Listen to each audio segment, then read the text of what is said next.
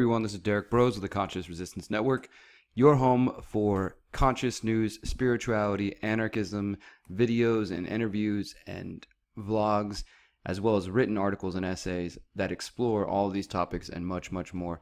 I'd like to remind you guys to bookmark theconsciousresistance.com to get all of our latest content. Make sure you follow us on Minds, on Steemit, join our Discord channel, sign up for our text list, follow us on BitChute if you like an alternative to YouTube.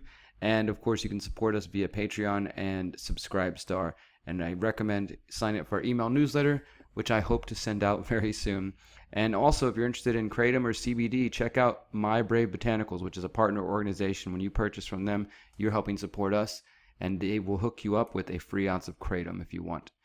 So today's focus is the local struggle with 5G. And I think if you go ahead and search on the website, local 5G, you're going to find a couple of different articles I've done, a couple different videos, and some articles I've done over the past year now that I've been just keyed in on, not exclusively focused on 5G, but definitely, keying in on it.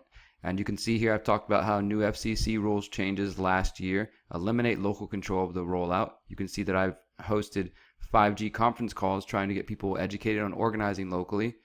I've talked about local activism against 5G that has been on the rise, including the fact that a California mayor had admitted that his community, and communities all across the country, have lost control of the 5G rollout. And I even gave some more examples here. Yes, you can fight 5G on the local level. And I recently participated in the online 5G summit, which again, I highly recommend for those of you who are not plugged into that. Check it out. Let me just show you guys real quick. This is a talk that I just saw today via the 5G Crisis Summit with Patrick Colbeck, who is a former senator at Michigan, in Michigan. And all of these talks are accessible if you want to purchase them. They were for free during the 5G Crisis Awareness Summit. And I'm going to be playing clips of these over the coming weeks and also just commenting on them because there's lots of good information. There's information here that should be headline news and should be breaking news, and there's some really good quotes in here from some of the health professionals and Mr. Colbeck himself, who is a former state senator, as I said. This information should be all over the mainstream. Unfortunately, it's not. Specifically, Ronald Melnick, who was involved in the $30 million 10-year study from the National Toxicology Program, which found that 2G and 3G can lead to tumors in rats. So he talked all about that and the whole politics, why that study is being ignored. I highly recommend that. So this is very much in my mind right now. We're talking about what's going on with 5G. As I said, this video is focused on sort of the local pushback. And the title is it possible to defeat 5G on the local level? And I guess we're going to look at 4 articles here briefly and explore that idea. Now, first though, I do want to say, I don't want anybody to be discouraged from taking action. But I mean, without a doubt, the situation is pretty dire. We are the David versus Goliath here in this situation, and the cards are stacked against us. The odds are against us because the FCC, as far back as the 1996 Telecom Act, pretty much already set into place what they believe is their authority to control whether localities accept cell phone towers. That's where it started out, and now they're using that in addition to executive orders from Trump, in addition to recent rule changes from the FCC, which I highlight in this article right here.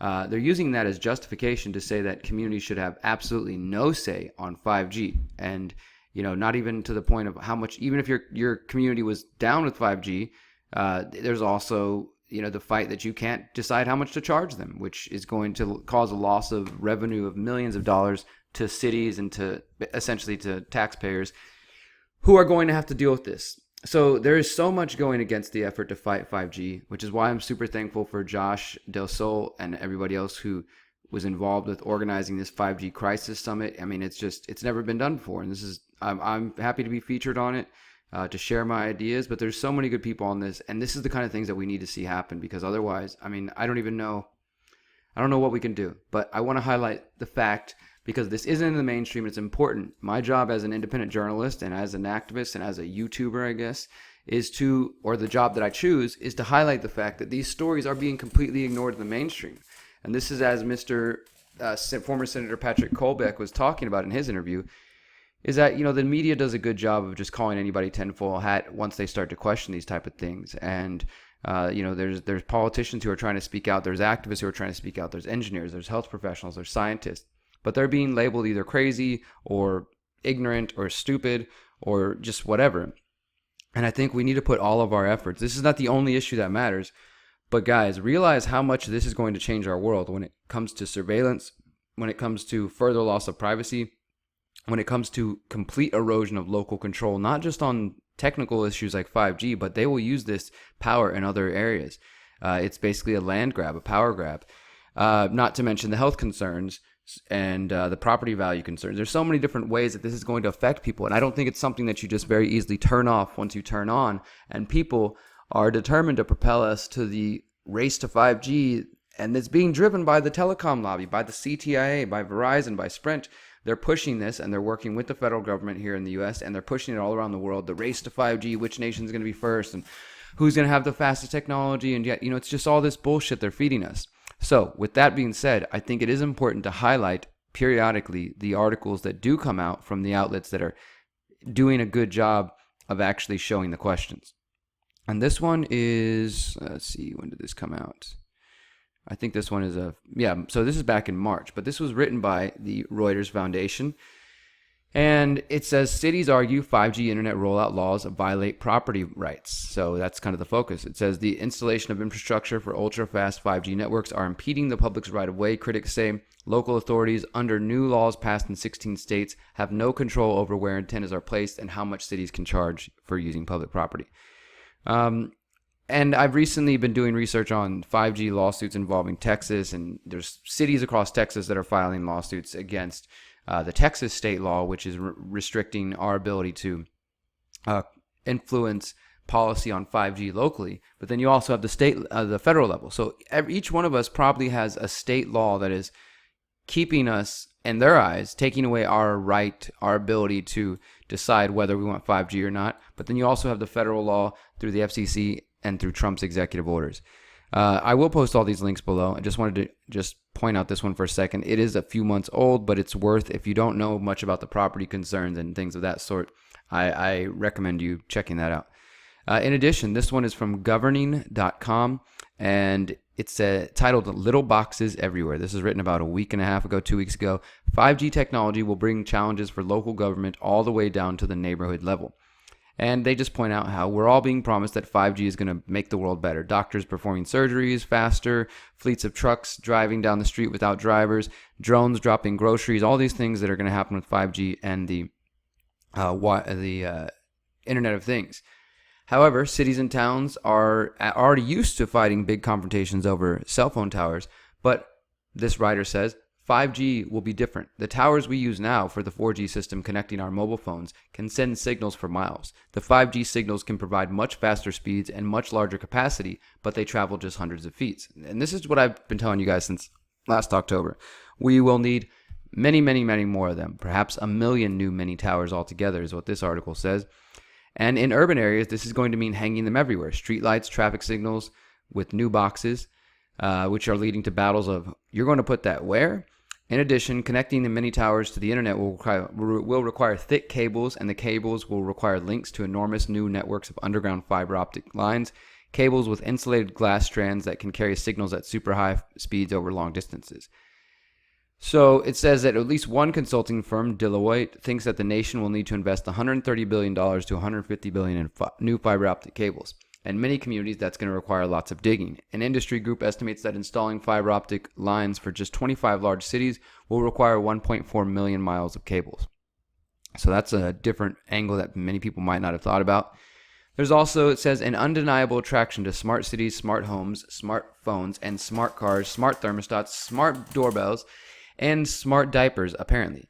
But will most of us want the burden that all of this will bring to the nation's streets? Attorney Gerald Lavery Lederer, who is representing some communities in a lawsuit against the FCC, told the Wall Street Journal the real onslaught has not yet begun. And that onslaught will be construction crews digging up miles and miles of roads, as well as people's front yards and things like that. So this is going to be taking place in the coming years. It's starting to take place already, and it will continue. And he ends it with this. Although the only certainty is this: unlike many global struggles, This one will be in full view on street corners all over America. There are already serious concerns that 5G will favor communities with bigger concentration of users. For places without a front seat in the contest, the implication could be serious. So that not-so-pretty box will play a big role in defining America's place in the 21st century, something we don't know we need, but soon won't be able to live without. So they're at least highlighting the fact that there is resistance. I would say they could have taken a stronger stance, but we're thankful that even somebody's is listening and paying attention, that there is a fight going on. This one is from CNET, again, a couple weeks back. It says, FCC declares 5G safe. This is sort of a wrap-up of news that had taken place recently. And you guys, I'd already covered most of this about how the FCC was basically saying that 5G is safe, there's no reason to worry about it, yada, yada, yada, all these kinds of things. Which, again, if you watch the interview with Dr. Ronald Melnick here, he completely dispels that idea that it's totally safe. And we've already known that from other studies and other research we've done. But my point is the FCC knows that people are waking up and questioning this, so they came out with a report saying, no, 5G is safe. There's no reason to reevaluate or readjust the FCC guidelines. And, yeah, so it's good to see that there's some pushback. You can see here again, they report on the digital divide. 5G has local governments in an uproar. It's old news that 5G pits big carrier and governments against small towns, but this week another wave of cases washed ashore. A township in Michigan is fighting to implement 5G antenna fees, the same kind that Verizon is suing Rochester to avoid. And I think I told you guys about that Rochester, New York, has pushed back and passed an ordinance saying that they want to at least charge Verizon and make some money off this, since their people don't really want it. They're just putting up a fight in general, and those fights are not welcomed, so now they're being sued by Verizon. And some in Indianapolis complain that they're flat out ugly, the boxes and the technology. Florida is also not happy about getting steamrolled, and neither are county superintendents in California. So that right there just links to a few different examples of people fighting 5G on the local level. I recommend checking that out. And this one is the most recent one that I thought was a pretty good read. Just came out 2 days ago. 5G is making lots of noise, and rollout will be, quote, deliciously messy and more risky than past cell phone tech advances. Apparently, there's a new 5G commercial from Verizon, and it has former Vikings receiver Randy Moss, who played for the NFL, trying to run a 40-yard dash faster than a phone downloads a TV show. The phone wins, and Moss says, "Oh, this is freaky fast." I don't watch TV, so I hadn't seen the ad, and I usually have ad block on, so I haven't seen the ads on TV or anywhere. But kind of disturbing. They're getting a former football player. Of course, what do they want? They want to get that crowd who follows sports to get excited about downloads. That's all they're telling people. And it says, for Minnesotans and people around the U.S., that may be the fastest thing they see 5G do for a while. The telecom industry is once again advancing the capacity and speed of its networks, something that it has done once a decade since 1979. But differently from the previous jumps, the move to the fifth generation of technology called 5G is caught up in geopolitical and health debates that are beyond the industry's control. The result is far more noise and confusion about the promise and perils of 5G, with the upgrade carrying greater than usual risk for companies and head-scratching choices for consumers. The deployment of 5G will be deliciously messy, says Jason Lee, a telecom industry analyst at IDC, a market research firm. I'm excited about what 5G can do, but it's not an easy road forward. Now, it says Minneapolis, Minnesota is in the middle of the fight because Verizon has already put up 5G towers in downtown of both Minneapolis and St. Paul, and US Bank Stadium is one of 13 around the NFL this year that will have 5G antennas beaming data to fans. So this is another way they're going to probably start promoting it. This year's NFL season, football season just began. I wouldn't be surprised to see if they are marketing it and promoting it within the stadiums and to fans, saying, "Yeah, you're able to do this, you're able to do that." So it's important for us to understand that the propaganda comes in all kinds of ways. They say it's a chicken and egg business, with carriers doing just part of the work. Cell phone makers have produced new phones that work on the new networks. At the moment, Twin Cities shoppers can get one 5G Samsung smartphone for around $1,300 or modify a Motorola one with a special 5G attachment that costs $200. Apple announced its new 2019 lineup Tuesday, or is expected to, and is not expected to include a 5G model. So, yeah, this is kind of just getting into the marketing that's going on.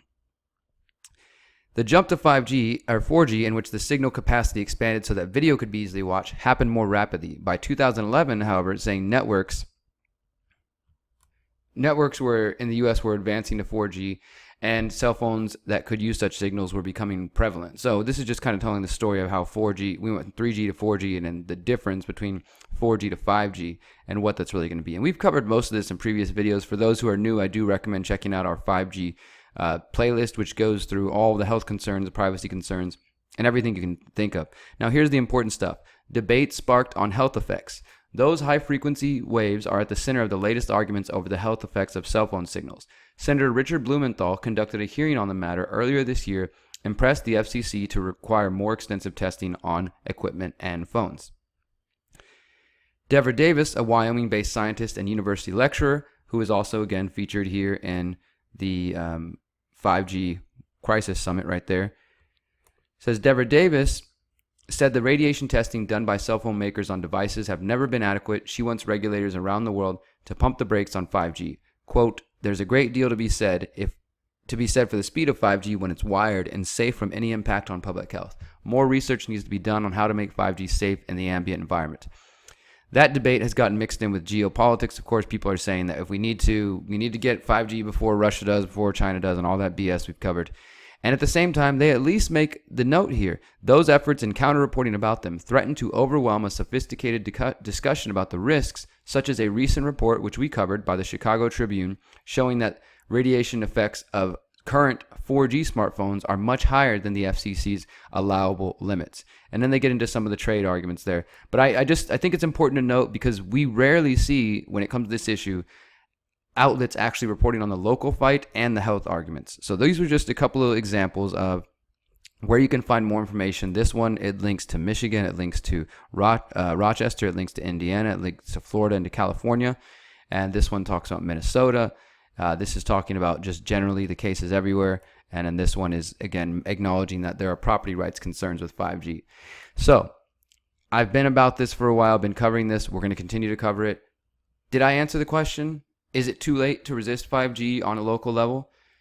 I don't want to say yes, but I know that it doesn't look good, and there's not a lot of movement here. I'm trying to use my sort of path and my influence here as a journalist by jumping into the mayoral race to make this a part of the discussion, and I'm doing that, and people are hearing about it, and people are thankful.